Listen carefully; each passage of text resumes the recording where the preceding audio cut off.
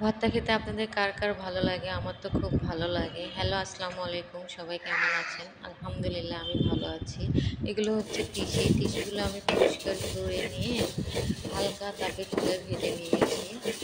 দেখেন, এই তো একটু পরে দেখুন যে তিসিগুলো সুন্দর ফুটতেছে। ফুটফুট ফুটফুট করে আওয়াজ হবে। এই দেখেন আওয়াজ হচ্ছে। একটু পরে আপনারা কালার দেখেই বুঝতে পারবেন এগুলো ভাজা হয়ে গেছে। এগুলো আপনারা ভেজে গুঁড়ো করে সংরক্ষণ করে রাখতে পারেন। যখন কাজের চাপ থাকে চট করে ফ্রিজ থেকে বের করে নিয়ে আপনারা ভর্তা করে খেতে পারেন। এই দেখেন আমি নামিয়ে নিয়েছি, ঠান্ডা করে নিচ্ছি। ঠান্ডা করে নিয়ে একটা ব্লেন্ডারে ব্লেন্ড করে নেব।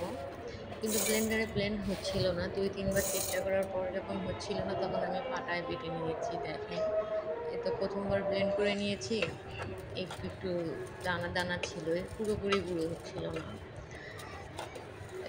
পুরোপুরি গুঁড়ো হয়নি দেখে পরে আমি পাটায় শিলে দিয়ে বেটে নিয়েছি। এই দেখেন, এই তো তৃতীয়বার এটা ছিল। তৃতীয়বারও আপনার হচ্ছে পুরোপুরি গুঁড়ো হয়নি। পরে বাধ্য হয়ে পাটায় বেটে নিয়ে এই তো একটা বাটিতে ঢেলে নিয়েছি। এগুলো ফ্রিজে সংরক্ষণ করুন। ভালো থাকবেন। আল্লাহ হাফেজ।